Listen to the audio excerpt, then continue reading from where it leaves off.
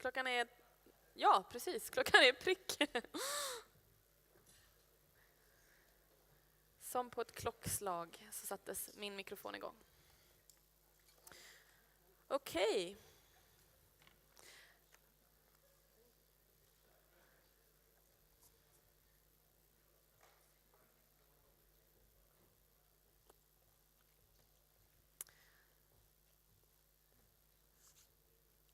Hope you all had a great lunch and welcome back into this room where it has happened a lot of stuff these 2 days. I was just twittering that I think we are making history at this conference because we are addressing a lot of issues that haven't been addressed before, especially not in Sweden, in this industry at this big conference. And before we start the panel discussion, I just want to address also the thanks to Ulf and the team of all of the conference. I mean, it's great to have a conference in this matter of area, creating equal spaces. It's lovely. So let's begin. Welcome back. We're going to have a great panel here for an hour before we go into the last speaker, Sherry. Of course, you're sitting in the back and waiting for your turn. And at the stage, we have in the bottom we have myself. My name is Pernilla Alexandersson, and I'm a gender equality consultant at Agender, and also the CEO and founder of the same company. And we've been working with gender equality in not only the gaming industry, but for a lot of different industry. Tomorrow I'm heading off for the largest forestry fair in the world in Jönköping, Elmia Wood, and there we're going to talk about gender equality. So I'm working with a lot of industries, and today I'm here and I'm talking about gaming. And it's not a coincidence that I'm talking about gaming, because I've been a gamer since I was a small girl. And I was always having this big question mark regarding why I was one of the kind in my friendship and my childhood of a girl gamer, and people were, oh, you're a gamer and a girl, that's amazing. Or the opposite, that's strange. So I was always very puzzled about that fact. So I think it's amazing to stand here today and talk about these questions, to include more people in the industry. And besides me, I also have these 4 persons that I'm really proud to have in the panel that I'm leading. And it's, as you can see, we have Annika Olofsdotter Bergström, and we have Jenny Brusk, Tor Rutgersson, and Åsa Ros. Anybody who recognizes at least one of these persons? Yeah? So, anybody who never heard of any of these persons at the panel before? Oh. Oh, of course, in the invitation. Except from the invitation, anyone heard of these persons? Haven't heard of this person before? Yeah, a few one. Yeah. Anyhow, you have the presentations here, and we're going to leave the floor to you in a little while. I'll just address everyone in the guidelines of the panel. We are all very curious on your thoughts in the audience, and we will have time for questions during the discussion. We will not leave question time at the end, so please address the microphone or by placing yourself at the microphone if you want to ask a question to the panelists. And for the issue of including as many as possible, I will also keep an eye on my mobile phone. So here's my number. If you want to send me a text with a question or something, if you don't want to address the microphone, please do so. I will try to keep an eye all the time so we can address stuff even though you don't want to go up to the microphone. And I also would like to remind everybody of that in this panel and also in this room, we are thinking about respecting every participant and every person in the audience and so on. So I think that's really, maybe it's writing obvious stuff on the wall, but I think it's really important just to address that and say that we want everybody to think about treating each other with respect. And before we go into the panels, I'm just thinking that we should do a little, what have we done? This is my notes. I was just letting them in the PowerPoint.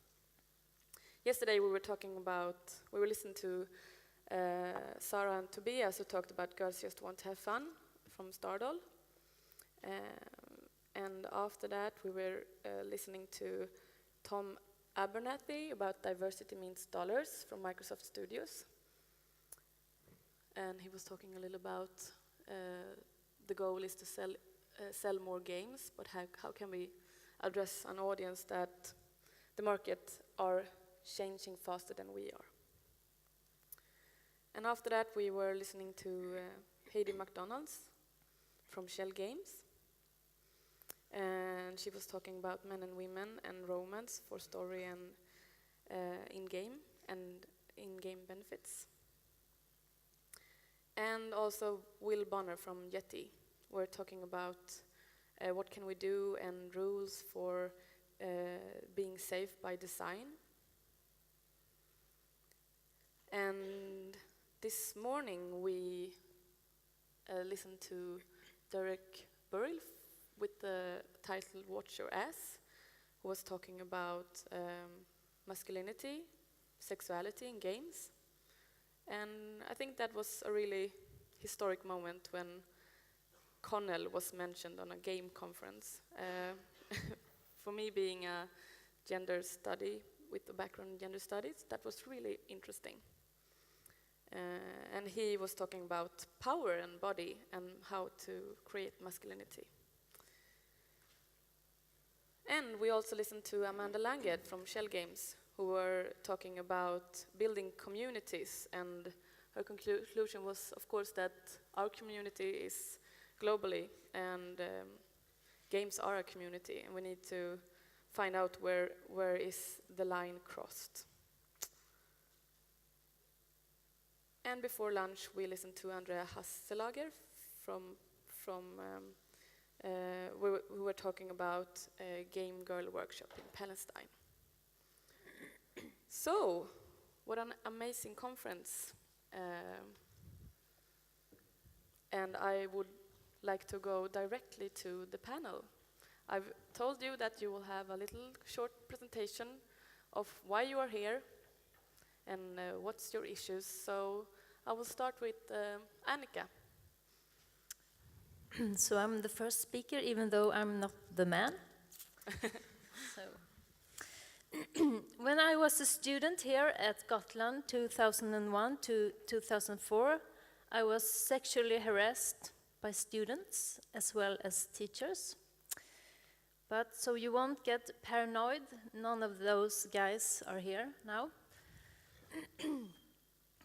The abusive behavior was my burning flame to act. So after my exam, me and 2 other game students luckily got a request to start a project about women and games. We started Supermart, a 3-year EU project about supporting and empowering women in the industry and women in the game educations. Supermart also wanted women to understand that games are a way to be creative and arty, and that games are an entrance to learn and understand technology. And for the people who didn't understand the meaning of women and games, we wanted to put pain in their brains. We used different strategies to embrace the issue. So it was amazing when female game students came together here on Gotland to share experiences, make games together, and meet the professionals from the industry on their own conditions. It was fascinating to experience that DICE, maybe you have heard about that company, didn't want to have anything to do with Super Mario for a year after we have handed over a high-heel shoe to the Swedish Game Awards for not having one single woman in the jury. It was touching to get emails from especially one woman who told us that we had empowered her to the decision to start making games. Today she works in the industry. Supermart proved to me it is good with women only if you are going to handle strong experiences and emotions generated from exclusions and harassments. To move mountains, you need power and time, but it's absolutely possible. To put elements of fun into a serious and loaded issue is sometimes the best way to get a completely new perspective. So that's why I'm here today. Thank you. Wow. Yeah, Jenny. That sounded so good. Well, why am I here? It actually starts 17 years ago when I entered the game industry. I'm pretty certain that I was the first female game developer in Sweden. So I think I've seen and heard most of it when it comes to being underrepresented. So 10 years ago, I was interviewed in the Swedish national paper, and they asked me, are games a bloke thing? And this is 10 years ago. And before that, I had also attended the ECTS, where they were planning on, some companies had talked about hiring some psychologists to find out what women, what they like. Well, I thought you could also just ask the women, I don't know. Could be an alternative. And now I'm here again, 10 years after that, so 2013, and how much has happened? Well, not that much, unfortunately. And now I'm in the position of recruiting students, and in particular, female students to university programs, and I ask myself, why? Well, games are fun, and they are fun to develop, but what is the world? I mean, the environment that I'm recruiting them to. So I started, because I also was sort of involved in Supermart, not as a member, but as some kind of an associate. So I figured, if I'm going to try to recruit more female students, I want to do it properly. I want to do it the whole way through, sort of, not just having them here and then, oh, good, now we have a lot of female students. We have no idea what to do with you or how the environment is. We don't really care, as long as you are here and we can show some statistics that we have a lot of female students. So I figured we just have to work with equality issues at the university. We have to try to change the industry. We have to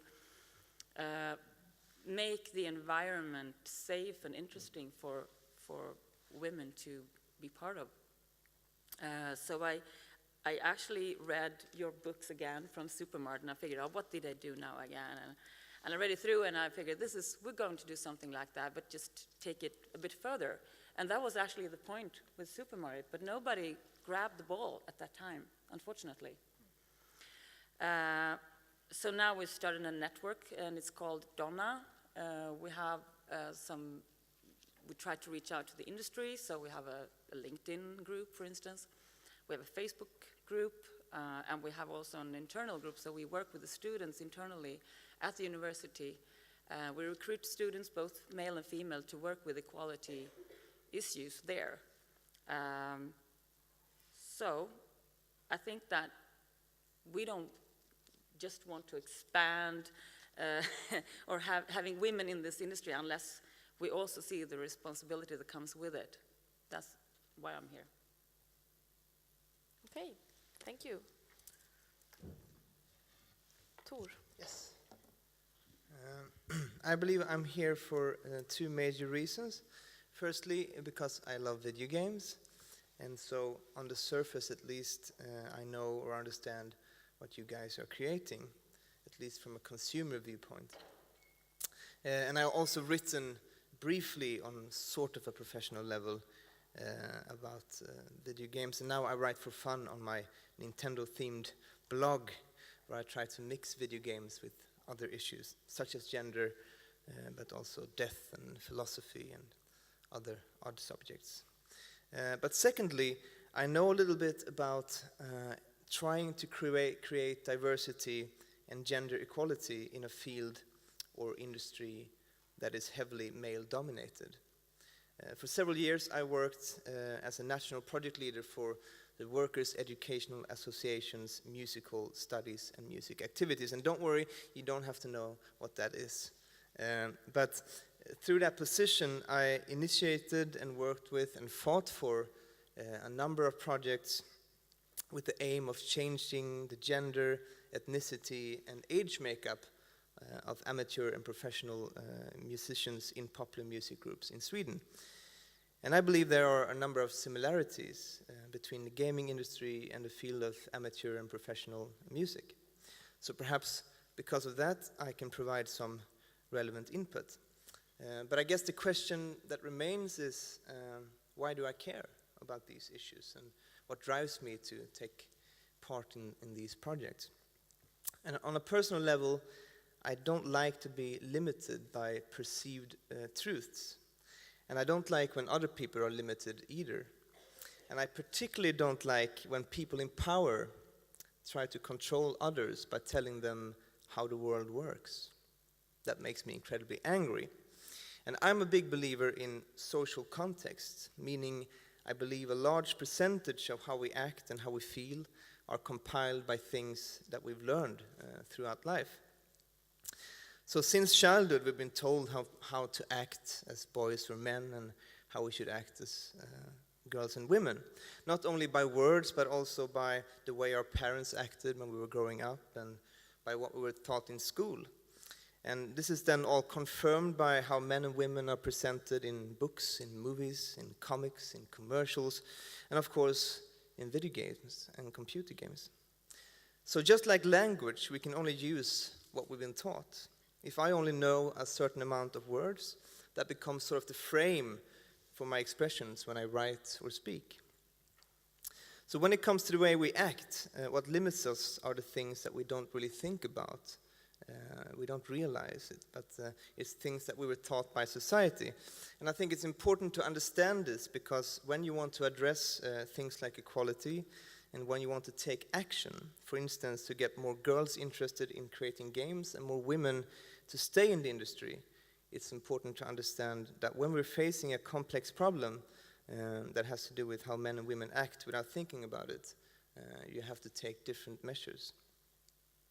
So when trying to create solutions and opportunities for diversity, it's easy to oversimplify things, to actually use these perceived truths as solutions. For instance, girls like pink, so let's make a pink drum kit, and then more girls will start to play drums. You'll recognize this line of reasoning because it happens all around us, and it keeps happening even though it just adds to the problem. So in my experience, this is not the way to achieve real change. And during this panel discussion, hopefully, I can share some of the things I do think are beneficial and even essential to achieving real change in a field or in an industry. And that's what I'm passionate about, and that's why I'm here. Thank you. Åsa? Wow, how to follow up on these wonderful people. Actually, when I came into the business, which was about 13 years ago, I was pretty sexist. I thought that I was unique because I was the only one of the girls who could hack it. I thought that my strengths as a designer was, I was one of the boys, basically. I actually got told that once on a road trip. One of the guys got out to take a leak And everybody was like, well, you should go further into the woods, you know, Åsa's in the car. And they were like, no, she's one of the guys. It's okay. She doesn't care. And I was like, well, that's interesting. But at that point, it felt very, you know, yeah, I was one of the guys. That felt very rewarding. You didn't have to make any special allowances for me. I was just one of the guys. My first wake-up call, because I've had a couple, came when I was at one of my almost one of my first companies that I worked at, where there was a rumor that one of the girls at the office was hired because of the way she looked. And it was also sort of implied that she was sleeping with the boss, and that's why she was working there. And even though those rumors weren't true, it was still very hurtful to think of a colleague of mine who was doing a very good job, that she was being pointed out as someone who wasn't competent enough at her job to do her job without sleeping with the boss. My second wake-up call came when I moved to another company, and a 2-year-long period of bullying and harassment started. I was told that the only thing worse than designers were QA people, so at least I wasn't the worst type of developer.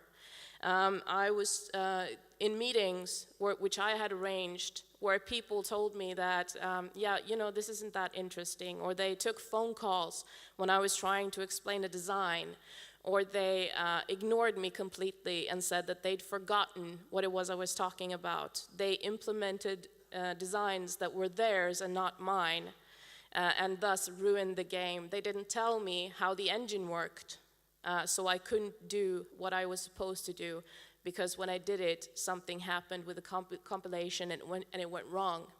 And they didn't tell me when they changed stuff, because they wanted me to spend as much time at the office doing overtime as possible. I took this up with a producer. My producer said, well, that's horrible, let's try and stop that. I was also told at that point, when my self-esteem was I was through the floor, basically. I thought I was the worst designer in the world. I was told that the company that hired us to do this, the publisher, was really happy with my work. They thought that it was outstanding, and they thought that the design was the best they've ever read, and they wondered why the game wasn't as good. My producer told the guys, stop it. And I realized that it wasn't because of my designing skills that they were harassing me when they started, you know, pointing at what I ate and stuff like that. How can you eat that shit? That's disgusting. You're disgusting. Your hair looks really weird. What did you do with it today? You know, stuff like that. And then my third wake-up call, it came fairly recently. I mean, I've been awake for a while when that came. When I was asked during a job interview if my being a feminist would be a problem for me at their workplace. And I said, no, it's not going to be a problem for me, it's going to be a problem for you. So that's why I'm here. I want to change the business. I'm trying to change it from inside, and I'm hoping that this conference will be a small step in the way forward. Okay. I think we will have an applaud in the middle, because this was...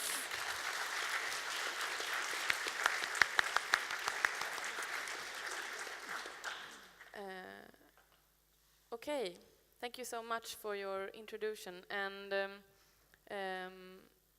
I want to step right into talking about the elephant in the room, or myths, or all kinds of elephants in this room. And I think that's, for myself, some of the things we haven't already addressed is the definition of what we are actually talking about. What is diversity, what is equality, and what is gender equality? And for me, I'm always saying that, okay, diversity, equality, and gender equality, that's all visions that we are talking about, that we haven't been to yet, but it's also action. It's also what you do in your everyday life and in your person. And I think that's just good to have said out loud, that is what we're talking about, visions and actions, and choices in our everyday choices and visions. Anything you want to throw out on the discussion floor? Me? Yeah. Okay, so I'm just thinking of the color pink, because if you didn't know that from the very beginning, I don't know the century, what century it was, maybe someone else know, but it was a male color because it was so distinct and visible. And blue was the color for girls because it was so timid. So I think we have to really consider that time change, so and culture and expressions. So that's very important to be aware of that when we are creating games and discussing games. Yeah, I've also been talking in the pauses about colors. People are like, "What the thing about colors? Why is color so connected to status and hierarchy?" Yeah. Anyone else who wants to have it a go on the elephants in the room and what we have not been talking about, or what we? Well, I would have said that we should talk about how games are desperate to be culture. They're desperate to be taken seriously, but we're unable as a gaming community to be able to take that criticism that comes with being art or being a higher form of culture. We're very we defend ourselves from that kind of criticism. We defend ourselves from having anything to do with actually taking responsibility, and instead we just wave it away with, this is just a game. And I think that is in part a part of the boys will be boys, that kind of reasoning. But I also think that it has to do with the fact that we, as a gaming culture, when we started, so to speak, we were under attack by exterior forces. There were a lot of politicians and other know-it-alls, and I'm sorry for calling politicians know-it-alls, but or sort of clumping them together. That's not what I meant. That felt that games were dangerous. We had a sort of moral panic going on about games, often from people who were unaware of the fact or what games were, what they contained. And so we as a culture said, okay, let's just shut all the doors that we can. Let's just let them have their rages, because they're all ignorant anyway. They don't know anything about games.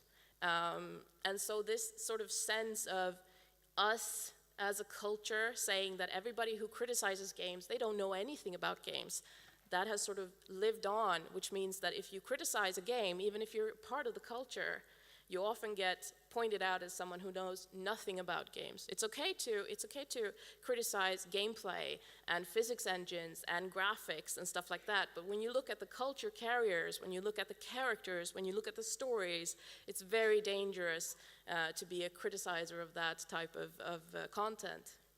So. Yeah. Don't forget to address the microphone. Do you want to? Yeah? On the subject of equal representation across the game development team, we're certainly far from that across all disciplines, but I feel that one in particular stands out, the programming side of it, as far as the amount coming out of a lot of university programs nowadays is still so overwhelmingly male, and it's not even out of a lack of interest or ability or anything like that, but it seems to be something that's like a deeper, almost more societal predisposition to not produce nearly as many female engineers. And I was wondering if you guys had any opinions on how valid that observation was, and if so, then what steps can we take to change that, because it's a problem across all disciplines in game development, but it seems like there's a huge problem with equal representation in engineering, and I was wondering if you guys had any thoughts on that. As a university teacher, I can just totally agree with you. That's our main challenge, actually, to recruit female students to the programming tracks, and even to the design track. they do apply for game writing and graphics and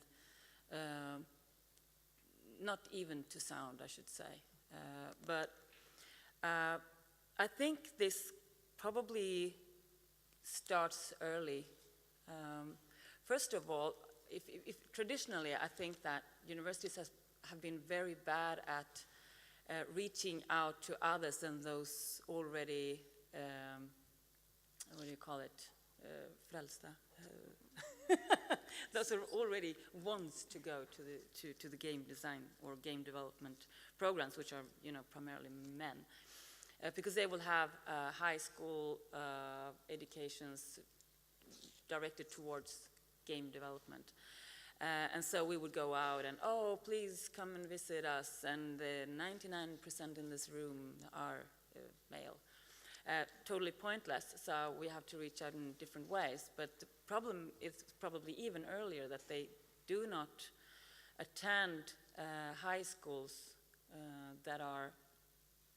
that makes it possible to apply to the program track, for instance. So I think we should start early and try to raise, because all programming or information technology in all that kind of educations are heavily male dominant, unfortunately. So we all have something to do there and work on. And also to show role models. Yes. To really, there are women who have their engineering exam and programming exam to really show people that they are existing, and also inviting female speakers to the educations. Because I know that made a huge difference for me. At least a college that reached out to my high school and made it obvious to me that I could be a game developer. It wasn't an imaginary thing in a sense. And an engineer in particular like that. And I feel like it was a life-changing experience for me, and I would hope to see that more people can have that. So, thank you. Yeah, thank you. Yeah, now we're getting closer to the title of the panel, like how to create this equal culture at game development, at the gaming companies and so on. And I also want to address one area there, that we need to separate the internal and the external work. Like, we have talked a lot about like external, how should we do our products more inclusive, and how should we moderate the communities, and how should we design the games. But now we're talking about how to have the internal equality and diversity at, for example, the education. So we need to do a difference between those two works in equality. Before I let in anybody else who wants to address the speaker. No, but are we done with the elephants? Because No, you throw in another elephant. I have a list of several elephants, and I don't think we'll make it through all of them. But no. I can present one elephant now, and maybe Yeah. some others later. Now, this one is called Tying the Industry to the Rest of the World and Acknowledging Socially Constructed Truths, which I will be coming back to again and again. And I think, or at least yesterday, I thought there was a lack of depth when it comes to tying diversity and gender equality within the gaming industry to the rest of society. But today, Derek introduced some of these themes during his lecture, and also other themes that sort of blew my mind. It was very interesting. He talked about masculinity, for instance. But all of this, for me, has to do with socially constructed behavior, and I think it must be a part of any conversation when we talk about gender equality. Now, I haven't been to all talks, so please don't be offended if you haven't, in fact, talked about this. But my starting point in any assignment with the aim of reaching more people and creating more diversity is to carefully look at socially constructed truths and behavior, both in the field or industry itself, but also in general. And this approach then, of course, ties the field to a larger world around it. And that's important because all industries and all fields of practice exist in larger context. And this means that gender equality within the gaming industry can't be achieved without taking into account what your students, developers, and programmers bring with them when they first enter the industry. But on top of that, all fields and industries come with their own particular constructed truths, stereotypes, and preconceptions. And then together with the world around us, this means that there are a large number of different attributes that make up the social structure and power distribution within any given industry. And in order to change that, you have to first discover it, you have to really see it, and then you have to understand it. And that's a long journey with a lot of twists and turns. But it all starts with looking at attitudes, the external and the internal culture of socially constructed behavior. So if we have the time later on when we give tips, that's a teaser, I think. Yes. I'll try to, Get some tips. to break down some of the starting points for this kind of work that I have worked with. Oh. Yeah. Is it a cue or yeah? That's really good. So, but please keep it to a question. Yes, my name is Alex, and first I wanted to add on you talked about the pink color before, and yes, it's true, pink was a very manly color, and I think it was in the Viking Age that almost every great warrior wore pink because it was appeared as frighteningly, and I think it was until the late 19th century that pink became a female color. But my actual question... So more pink in the Viking Games? Probably, yes. But my actual question is actually related to, I mean, first of all, I think you're all doing a great job, and yay for feminist. But are you feeling maybe you're alienating men in this whole thing? Because personally, I feel like it's very easy to make us the enemy. And, you know, having the whole discussion be like, men are evil and we're bad for you. And yeah, I wanted to add to the discussion just that alienating men might be the wrong way of doing things. And personally, for the last time, or for the last years, I mainly feel like the enemy. And I think that's a bad thing, because, I mean, most of us are on your side of the same discussion too. And, I mean, we also want to help. So, yeah. Well, thank you for the biggest elephant. Thank you. What do you say? Anybody wants to address this? Yes. That you are the enemy. I'm sorry.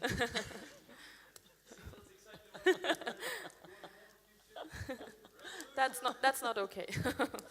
No, but we were also talking about this at lunch when we were planning the panel, because it's really, I mean, and I see this in all the industry, that equality is about men and women have had this history of talking about this, and now we're carefully closing the masculinity area and the male area. So anyone wants to grab the microphone? Yes. No, I mean, we don't see, or I specifically don't see men as enemies. I see you as valued allies in my struggle, but also in your struggle. I mean, how much fun can it be for you guys to be depicted as sexual maniacs who has to, you know, do everything with a pair of breasts? That must be awful to have that sort of bestial image around you. Wouldn't you want to change that?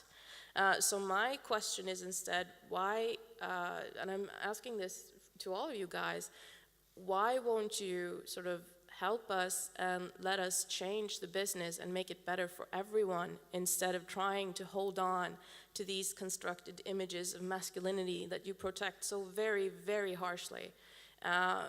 I mean, none of us, I think that none of the women that I've talked to have ever said, let's censor games, let's not allow Nathan Drake. Nobody said that. What we've said and what we still say is, let's make it a broader spectra of games. Let's increase the number of games that you can play. Let's make it more diverse and more inclusive. And we can keep Nathan Drake. Not that he's the worst example, maybe Kratos.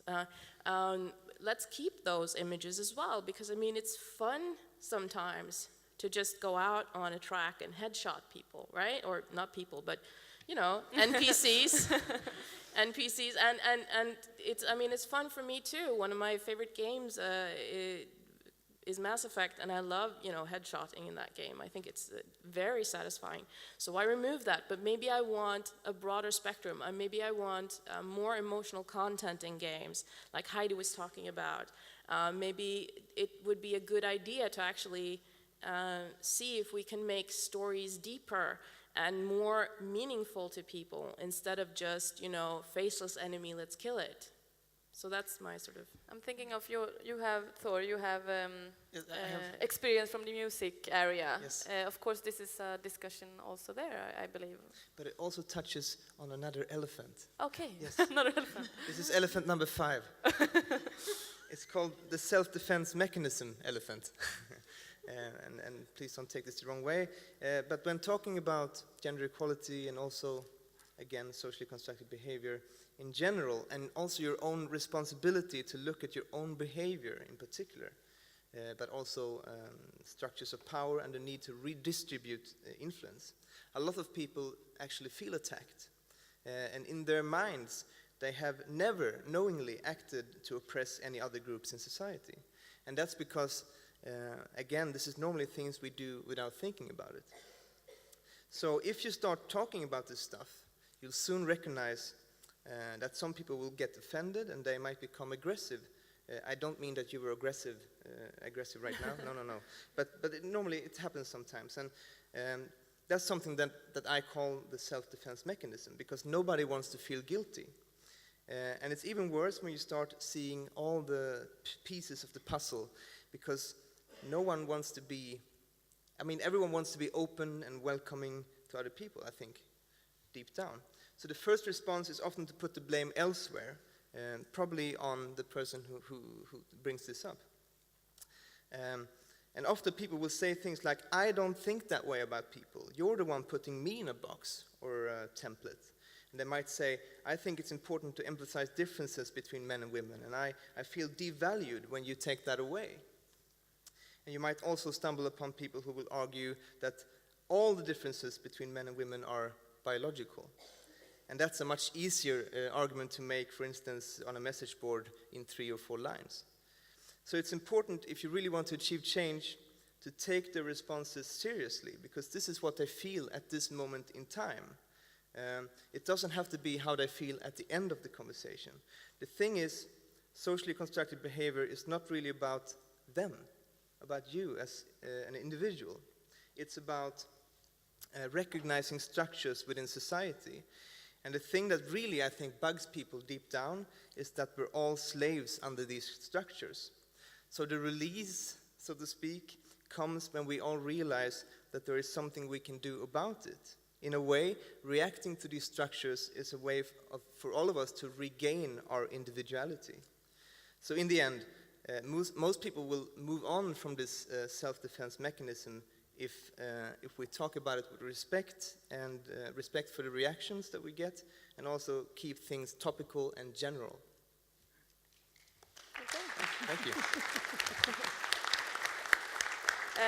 Let's get to the next. How much time do I have? The lesser. Okay, The better. I have 7. You want to? You want Okay, to? my main question about the male dominance in the gaming industry. You were talking about the universities and stuff like that, and especially my class is like, it's very male dominant. I just wonder, why do you think it is like that? Why aren't females like admitting to these universities and these courses and about game design? Like in my country, Sweden, of course, it's like it's up to the individual to choose which university they want to attend to. Like it's free choice. But why aren't females choosing the gaming industry? Is there someone to blame? Is it men? Is there a certain Should we person blame to men? Oh, thank you. Yeah. Why? Start. Yeah, that's right. And we're both in the university. I've been thinking about this a lot, and I think that we have a lot of myths that we have to sort of get rid of. And I think that one is who is the player and who is the game designer? Who do they look? Who are they? What do they look like? And I think that if we would mention one, famous game designer in Sweden, we could say Notch. How many of you female persons in this room would say that I can identify with Notch? Oh, Well, and men? I can't. Maybe not really men either. identify them Yeah, either. some. No, I think that you have very few role models, and you have a world that has been excluding females. I have friends that, you know, why do you do games? I don't even want to talk about it. I don't understand why that could ever be relevant or interesting to me. And I think that this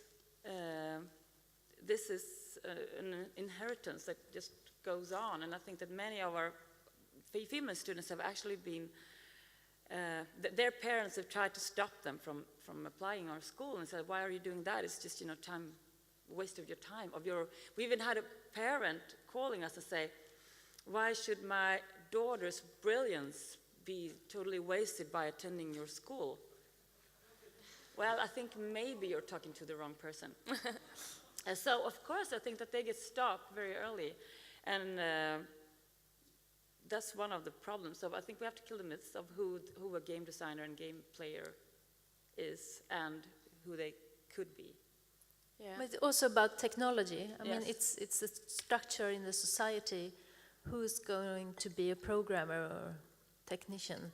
I mean, Huda, who's somewhere here, she told me in the break that her mother was a math teacher and the father was a programmer, engineer. I don't remember now. Yeah, engineer, and she got a lot of support from home to become a programmer.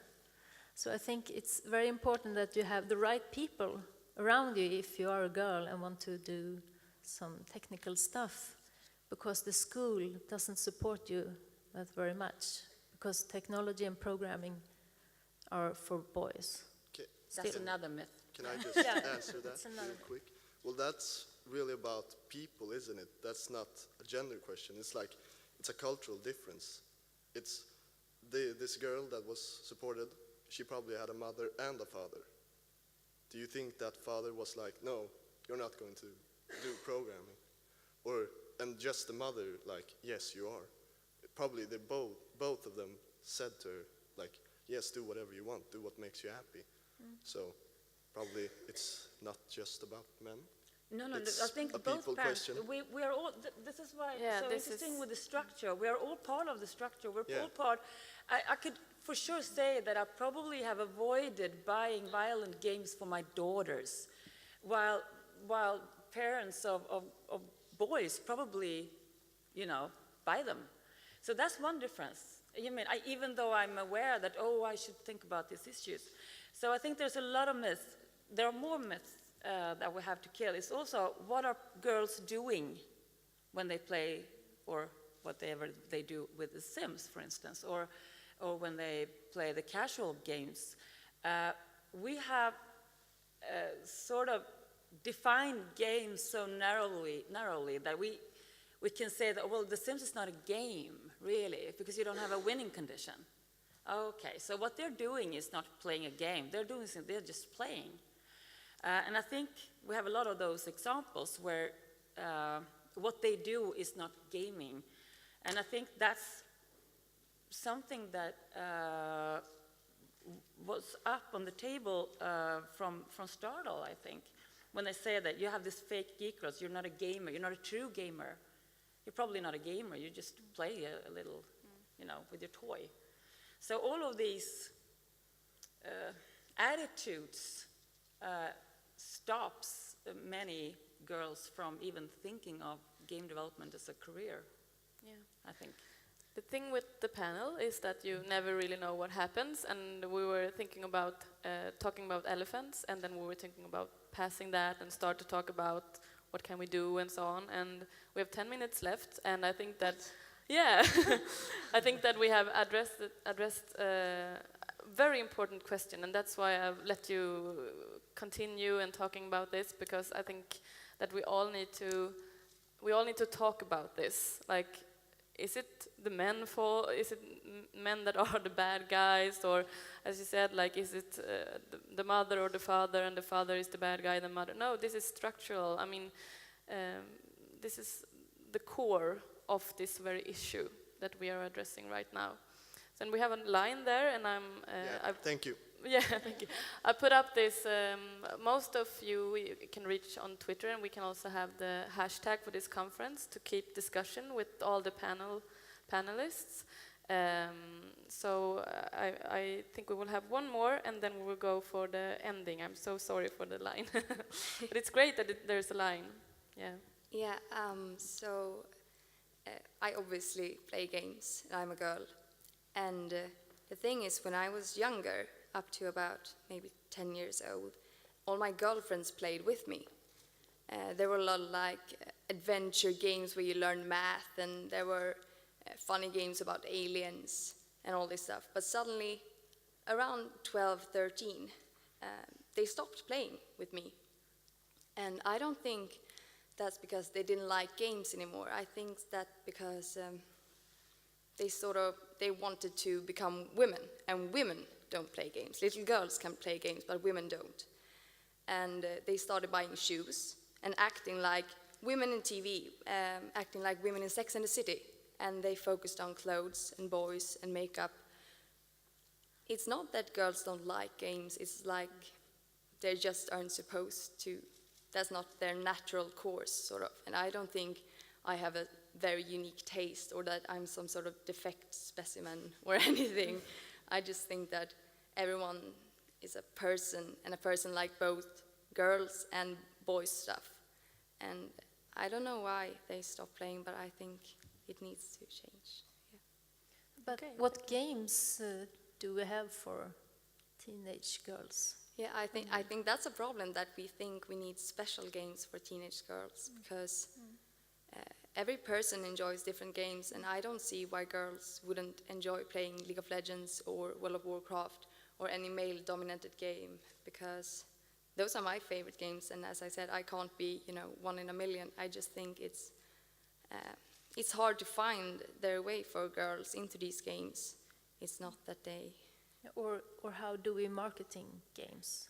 I mean, it's the same. Yeah, maybe it could just start with media. If just all those magazines, if in men's magazines, they're being informed about these games. These new games are really cool. You should try them out, and they start talking among friends, and they play together with their friends. But there's no such thing in female media, and that could be a start. I don't know. There were actually the studies perhaps 10 years ago, just a small study a woman made, where she had followed, I think, 3 14-year-old girls playing video games. And so what they said was that, well, I really enjoy, I think it was Counter-Strike or something, I really enjoy it, but it's so obvious it's not, it's not made for me, I can tell. But I still like it, but it's not, they didn't develop it for me. It was for the guys thing, but I do it anyway. So what you're saying is basically the same. You say that I enjoy them, and I think we all can enjoy them, but it's also quite obvious that they didn't really think of a female consumer of that game. And I can also tell by the students I have that their primary target groups when they design their games is, well, I was thinking male public, perhaps 18 to 23. Oh, you mean you, basically. And I think that's something that and I have also worked with game designers saying that I want to make a game for me. Okay, how about trying to make a game for the audience? We have a large amount of people out there. And if you can sell games to them, you have just doubled your market share, So I think that good for you, but I think we could do better in the industry to include also your friends. Yeah. Thank you. And for going into the conclusion of all these very interesting topics, I think that I've put up the 3 areas of what we have been discussing within.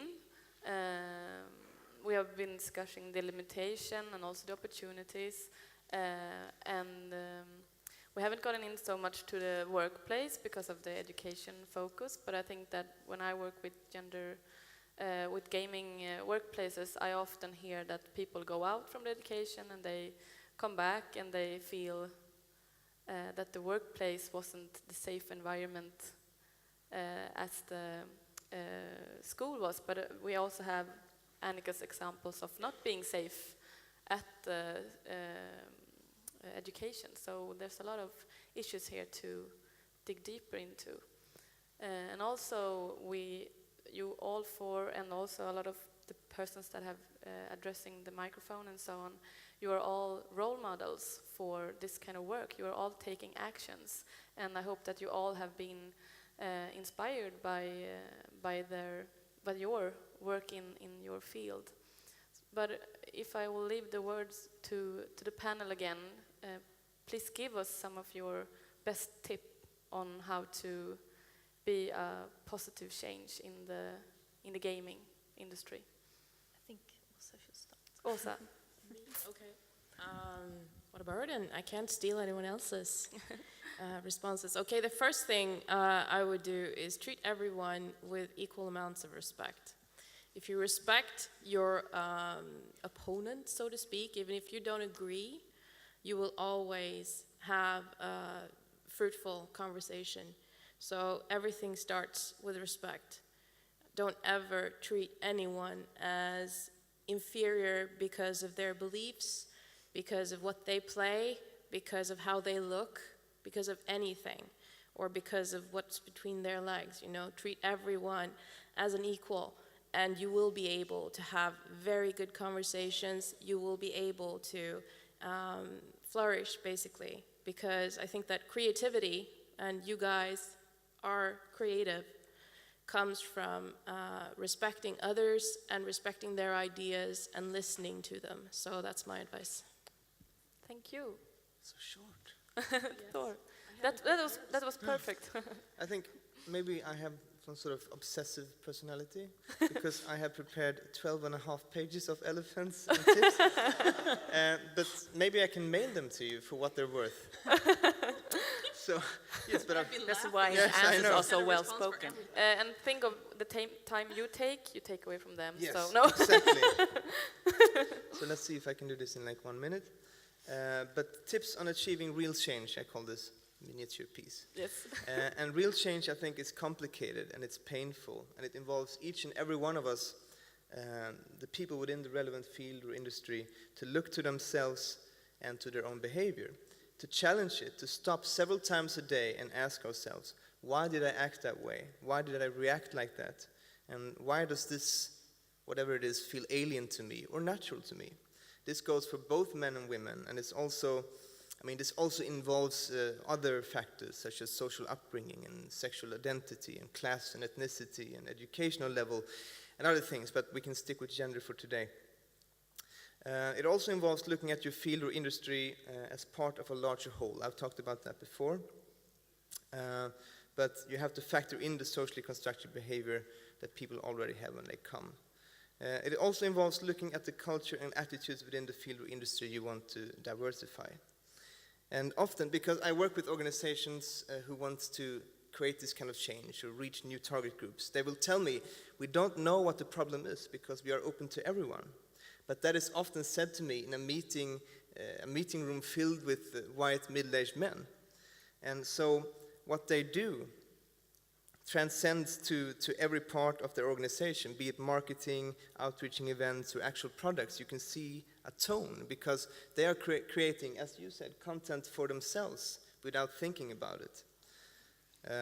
So real change also involves looking at the power structure, and I think this is something we didn't touch so much on. Within your field or industry.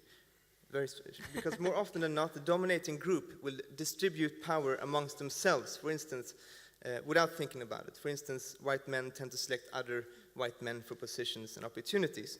So, you have to, and this is painful, in order for others to gain power, maybe you have to relinquish power. And that is something to think about. All right. Yeah, power. Thank you. Jenny. Okay.